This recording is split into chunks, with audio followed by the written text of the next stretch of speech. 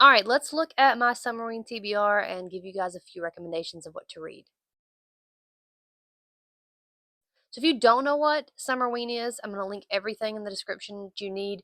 It is sort of a Bookstagram, BookTube challenge that takes place in July that has you focus on reading like spooky things to bring the spooky season into the summer. Now, I have seen people reading non-spooky things, and there are plenty of recommendations out there for like romance, sci-fi, contemporary novels that fill the reading challenges.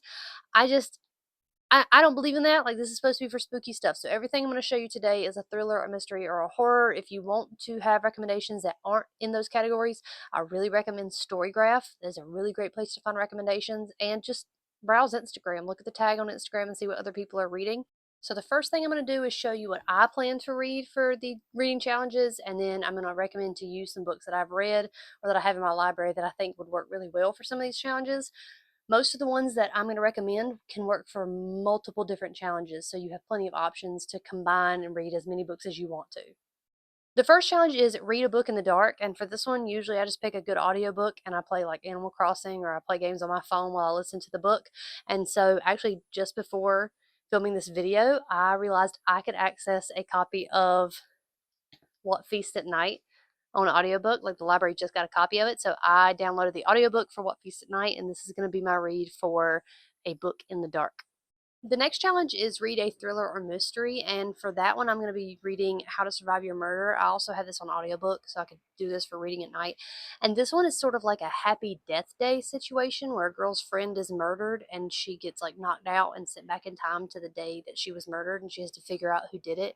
So I'm very interested in this, and I'm wondering if it's going to be more like serious or lighthearted. I don't know a lot about it, so that's nice. That hasn't been spoiled for me yet. The next challenge is read a book with a night sky on the cover, and I have a lot of options for this, but I'm actually going to choose You're Not Supposed to Die Tonight, which is about like a bunch of people disappearing at a summer camp. So this is giving like the summer slasher vibes that I want. So this is what I'm reading. Look at the cool night sky. Very nice. The next challenge is 5 or more words in the title, and I know they've kind of amended this to say 5 or more words, but when I saw it, it said 5 words, and I'm a stickler for rules. So for 5 words in the title, I'm going to be reading, and then there were four. It's about like it is almost giving like Breakfast Club, but it's a mystery. Like, there's a bunch of random people who are very different summoned, and they have to figure out why they were all summoned to the same place. Um, and they think it's because their parents are trying to kill them. So I'm interested to read this. I do have the audiobook for it downloaded. It's a big boy, so I'm probably going to start this on day one because it'll likely take me the longest. And some of my other ones I chose also have 5 or more words. So again, I can kind of double up if I need to, but that's the one I'm going to choose for the next challenge. The last challenge is read a book that takes place in the summer, and for that, I'm going to be reading Ryan LaSala's The Honeys, which is about a gender fluid individual going to a camp after the mysterious and tragic death of their sister. I don't know a lot about this, so I'm looking forward to reading it, and hopefully it'll have the like summer camp vibes that I need. All right, so those are the books that I'm going to be reading specifically on my TBR, but this pile of nonsense is the recommendations I have. So let's get into them.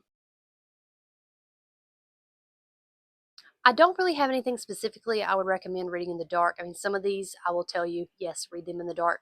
But as far as one that I recommend you should read on audiobook over anything else, Smoke Gets in Your Eyes, or like specifically anything by Caitlin Doherty, who is Ask a Mortician here on YouTube, is going to be great to listen to an audiobook. They are all nonfiction and like narrative nonfiction books about death. This one specifically is about that time she worked in a crematory and the different experiences she had relating to death and the grieving process at that crematory. And she narrates all her own books. So all of them are fantastic. She does have a couple that are more lighthearted, like "Will my cat eat my eyeballs?" is a bunch of questions she asked that like young people have asked her, and she answers them fully. And From Here to Eternity is her traveling over the world and talking about different death practices of different cultures. Is very entertaining. But this is really good. I listened to this one and read this one a couple years ago for Reading Rush. Highly recommend it.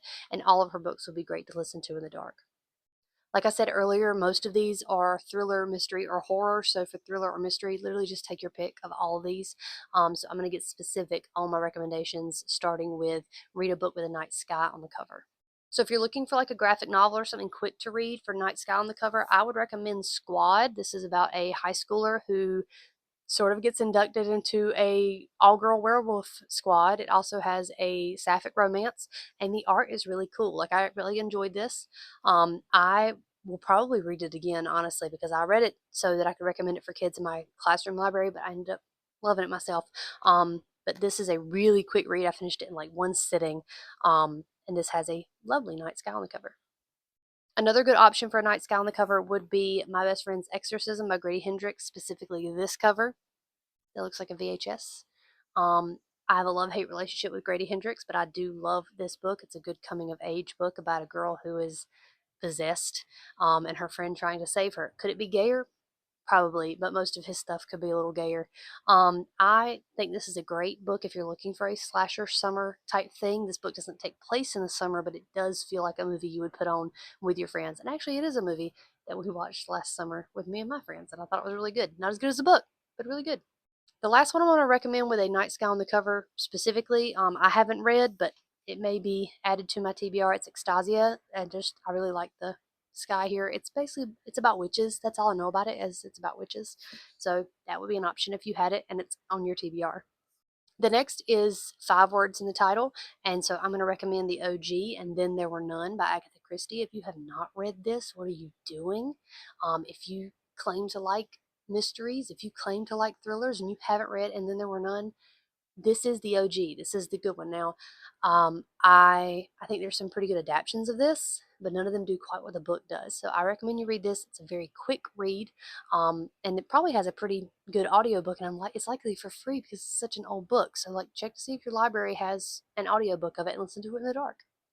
Our Wives Under the Sea also has 5 words in the title. This is also a very good one to listen to on audiobook. This is the one I chose to listen to in the dark last year, and it's a really great like body horror, speculative horror, sci-fi kind of book about a woman's uh, experience with her wife who has gone undersea in a submarine and come back wrong.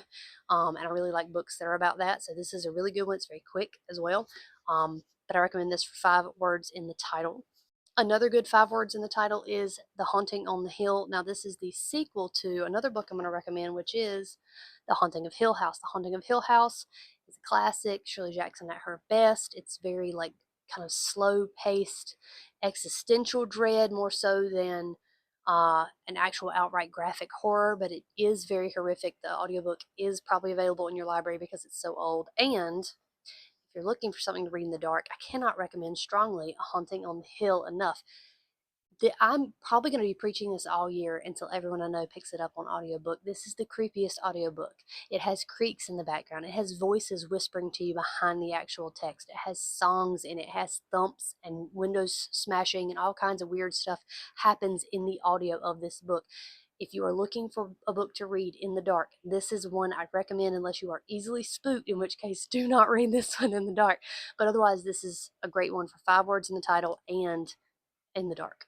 The next one with 5 words in the title is Let the Right One In. This is a great vampire novel. It's almost like a crime novel mystery within a vampire novel. And I really, really enjoy this one. It's not for the faint of heart. Some of the stuff is very graphically described, and there are some implications of some really bad stuff in here, but I think it's beautifully written and very well paced. And if you're reading about vampires, and you happen to have this random cover of 1966's Carmilla, you can read about like lesbian vampires. Look at that night sky, isn't that perfect? But you should read Camilla. It's something. It's something. So is this cover, by the way. The last thing I have recommendations for is books that take place in the summer. The first one I'm going to recommend is Joyland by Stephen King. This is not like horror necessarily like Stephen King writes horror. It's because it's part of the Hard Case Crime series, but this takes place at a fictional amusement park in North Carolina. It's like a college intern working in a summer camp. He meets this woman and her sick son, and they try to figure out this missing person, dead body thing gets found in one of the rides, and they have to figure out who killed that person and put them in the ride. So it's very good. It has a lot of heart to it, surprisingly, and it has a lot of good summer vibes. This one works for summer, and this one also works for night sky on the cover. I had to look up that this takes place in the summer, and so if Storygraph is wrong, sorry, but What Moves the Dead, which is again the original um, in the series with What Feasts at Night. This is about like fungi. And it's a retelling of the Fall of House of Usher, but this apparently takes place in the summer. It feels like fall to me, but I think that's because of when I read it. But you should absolutely read this one. T. Kingfisher writes beautiful stuff, very good horror plus comedy, and I cannot recommend it enough. Greetings from the floor. Okay, I actually do have two more recommendations for books that take place in the summer, but I didn't realize until I was editing that my camera ran out of space and just decided to cut out just cut out those two books. So the first one is Razorblade Tears by S.A. Crosby. Um, this is notoriously a book that I was listening to on audio and had to turn around and go buy physically because of a plot twist near the two-thirds mark. This is about two men trying to seek the killers of their two gay sons, and I don't want to say shenanigans they get up to, but like the things that happen to them.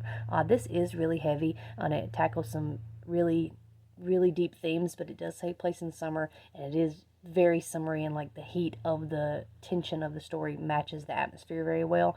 I recommend this a lot. This audiobook is also very good and well narrated.